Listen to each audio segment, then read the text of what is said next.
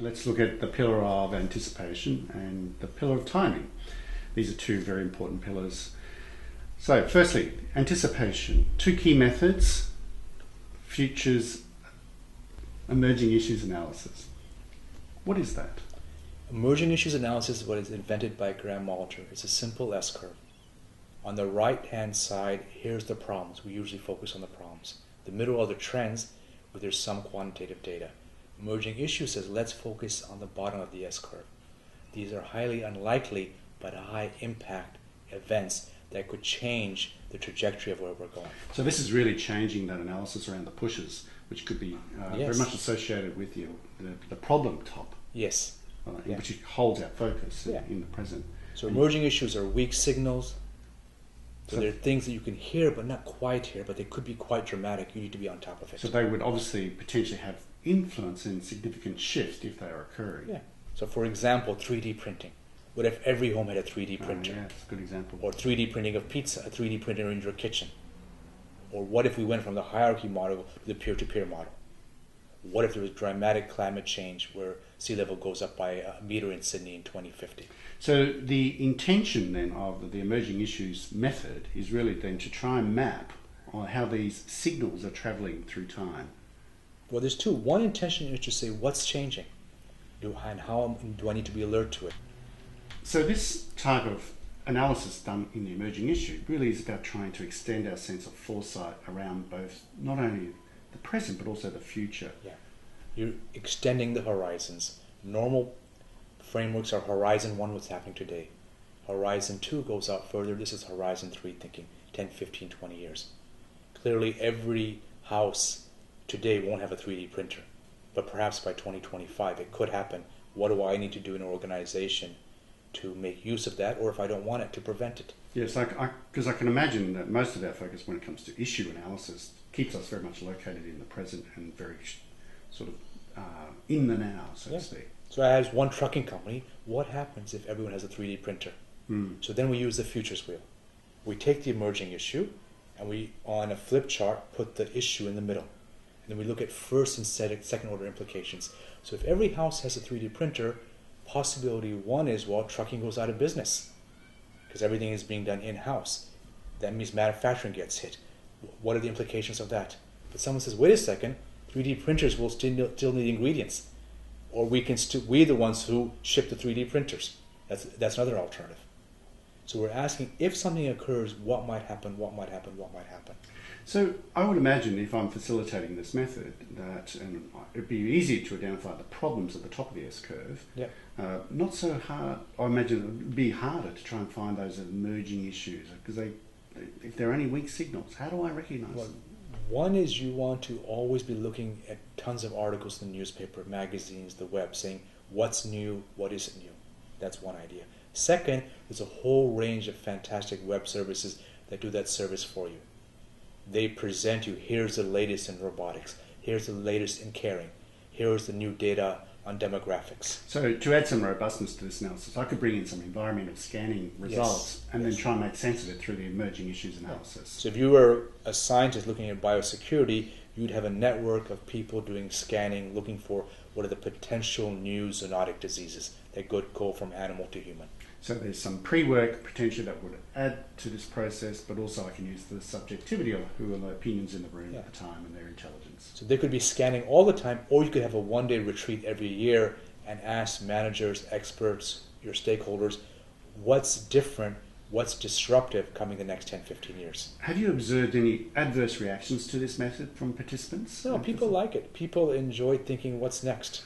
See, I have a story where I see tell me. where leaders actually get really nervous by this method because potentially there's a lot of benefit to them by solving complex problems. That's true too. Creates a great following.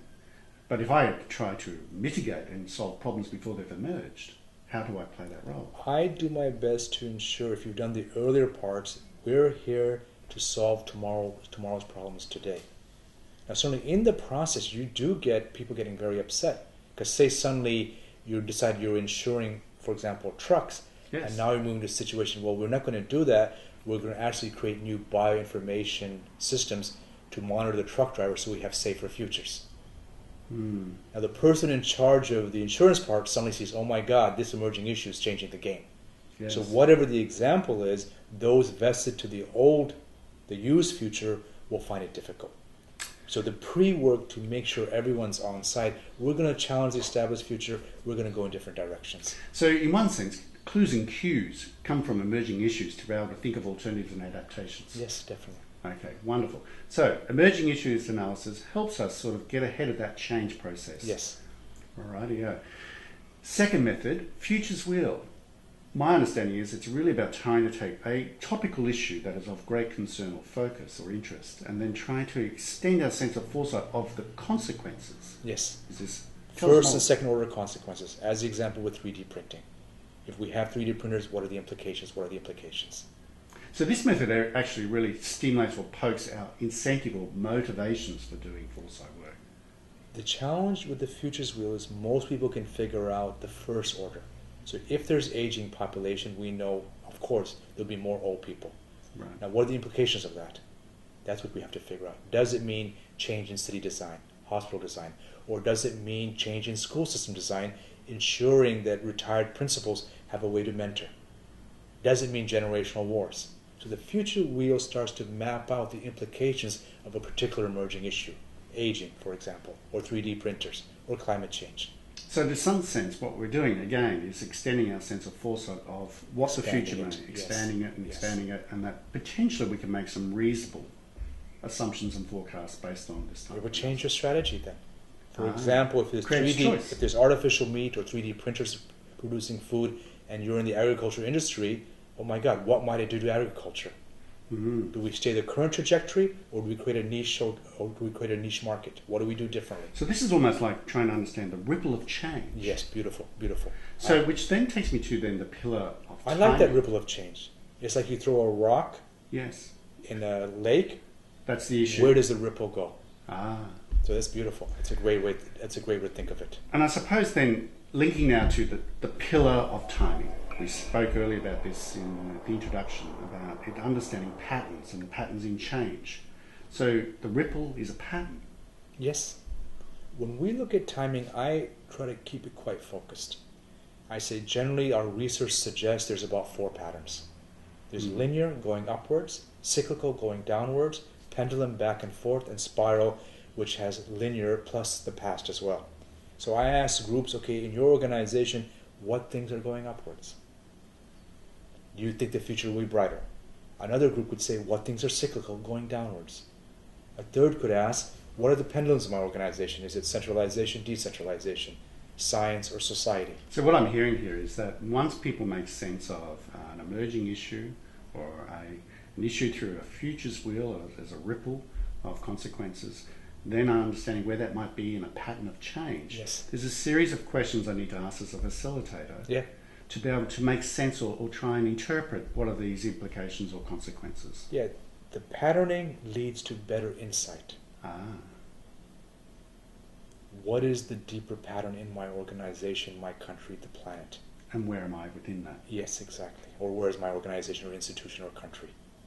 And these patterns change over time. In Asia, the pattern 30, 40 years ago tended to be cyclical, rise and fall. If you go to East Asia now, the pattern is very clear, linear. So this More production, more wealth, people living longer, the future is very bright. creates space then for alternative thinking, these methods.